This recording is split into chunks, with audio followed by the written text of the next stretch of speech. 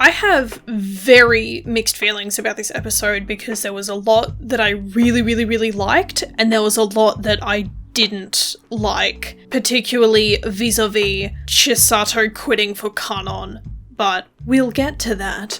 First off, Kanon and Chisato's backstory is super sweet. I love that they sort of subconsciously are one another's motivations. That's very sweet, and I really like that dynamic. I saw screencaps once again on Twitter. I had some spoilers for this episode, so I knew that Chisato joined the performance at the end, but that's fine. That's my fault for choosing to follow the official Love Live Twitters. I'm interested to see what's up with her ribbons. Obviously, they hold some kind of significance. I wonder if maybe they were a gift. I wonder if Kanon's involved or if she just knows why they're important. I think that'll be cool. I like that motif a lot. I think it's cute, and like the close-up of them at the end of the episode was very sweet. Mal's athletic outfit is so hot.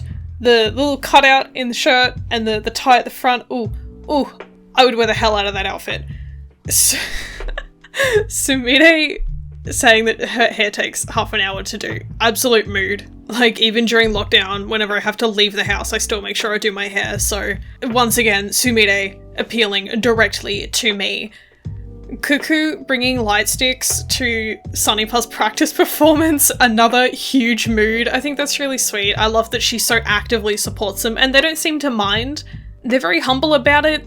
I love that they just let Cuckoo do her thing. They're like, yeah, you know, she's here to support us. We'll let her go. That's very sweet. Ren! I really liked this part of the episode. She's such a dork. Oh man, I love that twice now we've been introduced to a character that seems like kinda cool, kinda edgy, but they're just absolute dweebs. Oh man, they're opening the door and Chisato just being like, what could you possibly want? That, oh man, loved that a whole ton. The fact that Ren kept quiet about having seen Chisato's withdrawal forms, that was interesting because I feel like the series has set her up to be a very honest character, but she straight up lied to Chisato, and I guess it kind of makes sense that this side of Ren that we're seeing is very considerate and very receptive to other people. I guess we've only seen her around, will be like this around Chisato, so I'm keen to see if she does this around other people, but from what we've seen, she may have lied to protect Chisato's feelings, and I think that's the direction the episode was going. However, I had a thought partway through. I thought, is Ren going to be the driving force behind Chisato quitting? Like, is she going to say, actually, I think you should follow your dreams, and is this also going to be the inciting incident in Ren joining the group? But I don't think that's going to be the case. I think if anything, Ren would have encouraged Chisato to stay, but because a lot happens in that episode, we didn't really get time to flesh out what actually happened there. It just kind of skipped back to the other girls, and we got a whole bunch of exposition, which is okay. I mentioned before that I really struggle with show don't tell, and so far it feels like Superstar is telling us more than they're showing. And I do come back to this, but that's later. I'm interested to see how Ren progresses, because I'm assuming we're going to get a lot more of her going forward. I think if they drag out her joining the group, it would be for the sake of filler, and I personally feel like instead of filler, we should have got more development between Chisato and Ren. Or maybe, like, another episode between Sumire joining and Chisato joining. I really thought we were going to get a trio song. Like, just something to ease us into every character, but it definitely feels like we skipped over a lot of Sumire when we got a lot of Kanon and Cuckoo in the beginning. Like, they got multiple episodes dedicated to just them and the development of the group, but now we're speeding forward, and I do feel like the show is kind of trolling Sumire because she went through that whole like, oh, I need to be the center because that's my whole shtick. But the first song that we get that she's in is clearly about Kanon and Chisato. Like, I get that every group kind of has that comic reliefy character, like we saw it in Nico, we saw it in Yoshiko, but they still got development, like the whole subplot of Nico's family and how she's a really good older sister, and Yoshiko doing her live streams and coming to terms with herself as not just a personality, but as a person. Sumire has kind of just been tossed to the side, I feel. I don't know, maybe that's just me as an absolute Sumire fan wanting more and feeling like the series is focusing way too much on Kanon and her relationships with everyone else. I guess we'll see. Hopefully we get some more Sumire. On the topic of Sumire, she looks so proud when she's cooking. That was very sweet. She absolutely trolls Cuckoo with the, "Oh, we totally both cooked this." She's clearly trying to stir trouble. I really like that. I'm enjoying getting not idle content out of Cuckoo. This sort of tying into her background and where she's from is very cool. And I like that we saw her try to do something that wasn't idol related. Like, so far, we know that Cuckoo doesn't have very good stamina, so she's really struggling with training and sort of the performance, the physical performance side of things. The fact that she also struggles to cook is very interesting. I'm keen to see what Cuckoo-specific skills she brings to the table. Because if she's just that character that's like a jack of none trades and master of nothing, that's kind of boring. Like, she's got to bring something other than I love school idols to the table. She's gotta, like, they can't just have that as her one personality point. Moving on, Chisato sitting on the swings from the intro while she's talking to Kanon is such a nice touch, and the stage later on, those kind of things are so important to visual storytelling, and that is something that Superstar is doing right. I feel like the locations and the tie-ins to the places from their childhoods and places that are important are very good. And I have mentioned before, I don't usually focus on like backgrounds and settings and stuff, but the fact that they're sticking out to me is a really good sign. It means that what they're trying to do with the visual storytelling is working, and I love that. So I mentioned in my last episode's ramblings that I didn't want Chisato to quit for the sake of Kanon, and that is absolutely what she did. They could have done it a lot better, in my opinion. I think that it's all well and good to have a character as another character's motivation, but at this point, Chisato's everything is Kanon. The reason Chisato is who she is because of Kanon, and that's fine, but they've also flanderized her a bit in that regard. It's the same with Cuckoo and School Idols. They have one core motif, and that is their whole personality. If you haven't seen my ramblings about the last episode, I recommend you go back and watch it, because I do talk about building personalities around things, and in this case, people, and it's not good. It doesn't make for interesting character development or character arcs. Obviously, a good writer would be able to subvert their characters away from that kind of thing. Like, it's all well and good to have your character start that way, but they shouldn't end that way. And if there's one thing we know about Love Live, it's that the characters don't get much development once the group actually starts. We see a little bit of development with Rin in the Lovewing Belle saga, and I really enjoyed that. I loved that for her, and I love that we had sort of a almost gender-affirming story for one of these characters, because it's not the kind of thing that you'd really expect from this kind of thing. I'm not sure if gender-affirming is the right words there, but Rin being comfortable in her body and with the clothes she wears. Like, as a gender-divergent person, that kind of arc really speaks to me, and I, off the top of my head, can't think of any other arcs like that happen during the story that have significant impact on the rest of the story. Back on track, Yuna is an absolute gremlin. I have said this every single episode since she was announced, but just sneaking up on Kanon was so good. It just affirms her as a little agent of chaos.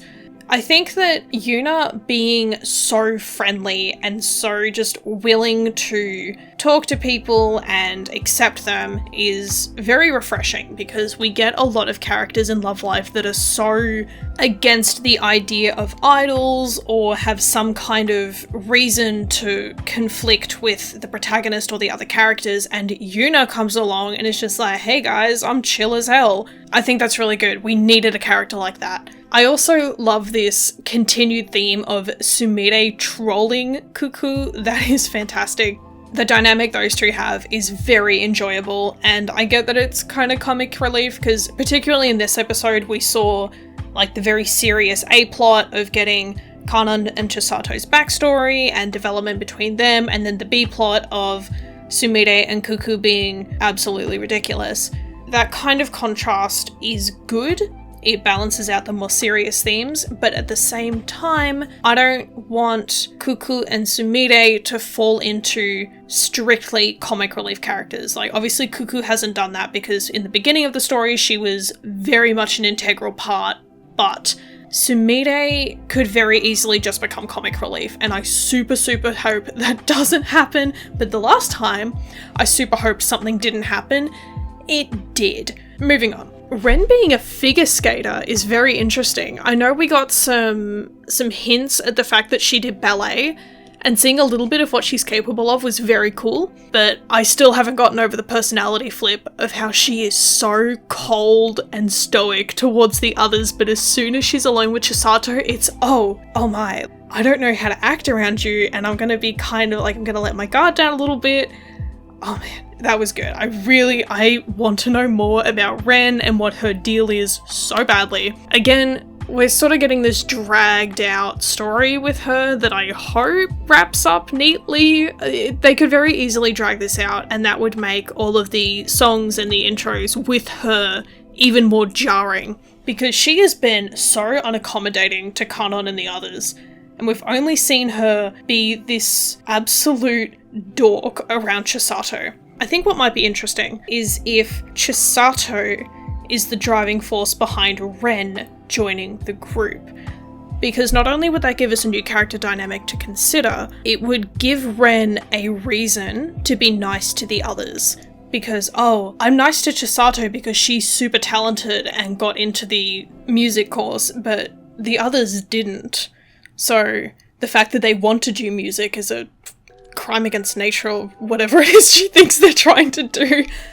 But if Chisato's like, hey, actually, Ren, you should give them a shot, or if Chisato simply being a part of the group makes Ren a bit softer towards them, that could be really interesting, and I think that would be a really nice way to introduce her to the group in a more casual way. I think one thing that's really going to change the story at this point is having these away from school storylines. So having them perform on the island, having them go to the dance competitions, and the schools tend to be very clinical environments. It's like, oh, while we're here, we have to act in a particular way and follow particular rules. But away from school, we see snarky Kanon, for example, which I need more of, please, thank you. If we get more scenes at like the cafe, for example, I think that Ren is more likely to open up, because at school she's putting on this facade, she's got these walls up, and yet she still acts like a dork around Chisato. I think that dynamic there is going to be the breaking point in getting Ren to join the group. Whether or not Chisato is the instigator remains to be seen. I kind of think that Cuckoo maybe, but I also think that Cuckoo's scared of Ren, which is also very good. Finally, addressing the elephant in the room, Chisato did exactly what I told her not to do, which was quit her dancing career for the sake of Kanon. I definitely think this could have been done in a much worse way. The fact that Chisato won the competition and still quit, it kind of rendered her conversation with Ren useless. It was like, oh, so if you don't win, you're gonna quit. Yes, but if you do win, what then? And Chisato just left that ambiguous, and I guess it's because no matter what happened, she knew what she wanted to do, and I think that's admirable. I think that if she had already made the decision that no matter what happened, she was going to quit and join the idols. That makes for a good character. That means that she knows what she wants and she knows what she has to do. She obviously went through the motions of getting the withdrawal papers and was ready to go, but just wanted to see this competition through. That is extremely admirable. That is a fantastic character trait, and I just wish that we got more of Chisato alone so that we actually knew what happened there. If we'd had more of that story fleshed out, like maybe Chisato talking more to Ren, or maybe someone in her family, we would have got background to her decisions. But we didn't get background, and that's fine. Stories can be told without the full context of everything, and should be told without the full context of everything, but in this case, this is a massive pivotal point in the story. It's fine for them to skip over like exposition stuff and backstory stuff, but for some reason they chose to focus on the backstory stuff and they set up Chisato and Kanon's relationship, but they didn't tell us the full motivations of why Chisato decided to leave until she admitted it was Kanon. And as someone who, as mentioned, doesn't like when characters sacrifice themselves for the sake of other characters, that is exactly what Chisato has done here. She explicitly said, I can't help Kanon if I'm not with her. Like, if her whole plot revolves around Kanon, we're not going to get the most thrilling character scenes and character developments out of Chisato, and I feel like they have a lot of potential with her. And the fact that they did the exact opposite of what I think would have made better story tells me that any of my future expectations are probably going to be thwarted. Which, if they can subvert my expectations and surprise me, more power to them. Absolutely. Just throw everything at me and we'll see what sticks. But if they keep doing this and going for the plot points of, oh, she's my best friend and I have to do this for her, I'm going to lose interest. And although I really enjoy the story so far, this episode could be a make or break in terms of my overall like for the story, because the whole Chisato thing was such a big part of why I was staying hooked, and now that we've got Sumire, I'm waiting for the next big thing to happen, and it happened in the exact way that I didn't want.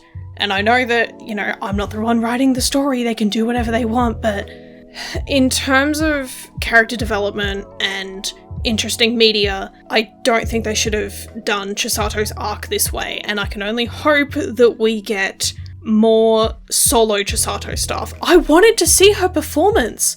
Like, once again, we were shown the fact that she won, but not how she won. We got taken right to the end of the journey without seeing any of the juicy content. Like, what are we meant to do with that? I do think that the scene of the principal with the forms and the poster was very, very good, but I don't know that it was the best way to present that information. I think that there was a lot of ways that the whole tournament thing could have been played out, and it was really hyped up. Like, we ideally would have got at least a bit of Chisato's performance, because throwing her directly into the group means that all of this time they have spent hyping up her abilities as a dancer got thrown out the window, because she's performing as a group. And, you know, we don't know what she's like when she performs alone. I can only hope that we get to see her perform alone, but I feel like now we're not going to. I guess we'll just have to see what happens there, but okay. Overall, I feel the way that they've handled Chisato is not great. However, Kanon showing up at her performance was an incredibly good subversion. I was not expecting it, and when Kanon was like, oh, I need a favor, I was like, oh, you know, she's gonna get Chisato to go to the island, haha. No, that was a good subversion of my expectations. That whole scene of them just being 100% gay, I feel like, and I know the series is not going to do this, but I feel like it's leading up to Kanon and Chisato dating. And if that's the case, please do that. That would be awesome.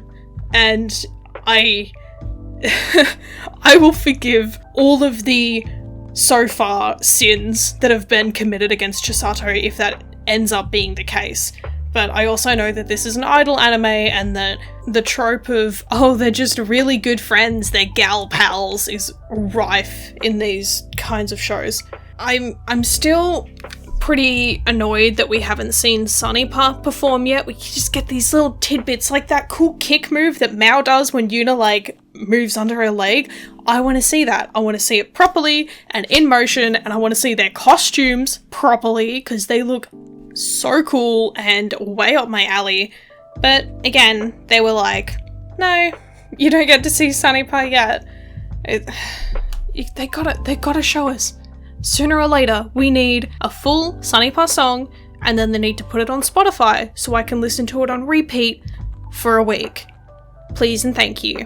So the outfits for the final song were very cute. There was a lot of design elements there that could have been very messy, but I think they handled it well. I mentioned earlier, but I do feel like Sumire is getting absolutely rolled, not being the center of the next song. Yeah, clearly they just care about Kanon and her relationships with everyone else. Hopefully we branch out a little bit more from that. Also, the episode preview for episode 7, Election? I feel like maybe someone's going to challenge Ren. And if that happens, I know that happens in Nijijisaki. But if they decide to use that plot point again in Superstar, I'd be very interested to see who challenges Ren, because I don't feel like any of the current characters would be willing to do that. If anything, I feel like Cuckoo would be the most likely, because so far she has shown us that she's very motivated and very determined, but as I said earlier, I'm pretty sure she's scared of Ren, so that's not very likely. I don't think that Cuckoo would go up against Ren like that.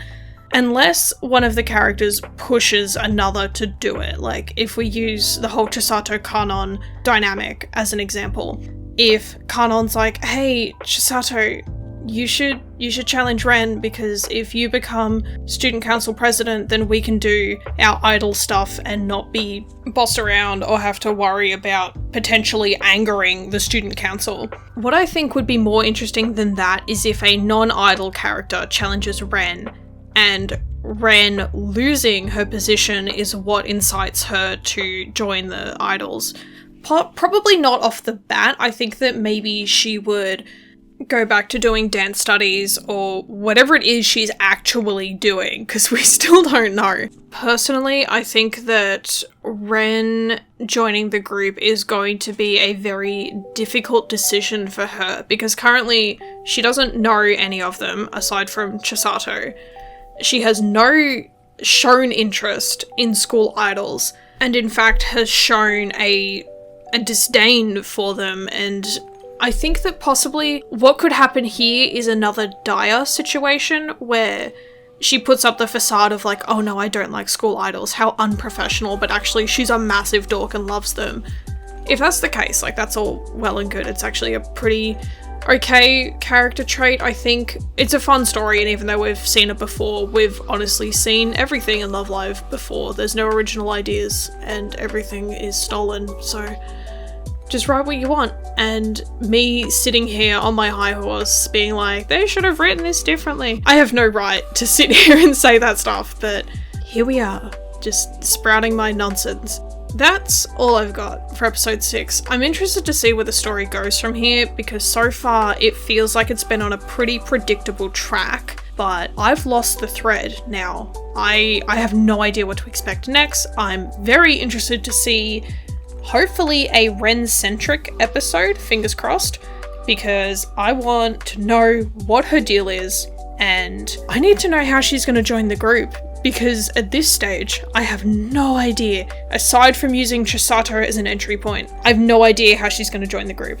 I hope it's good, for what it's worth. See you next time.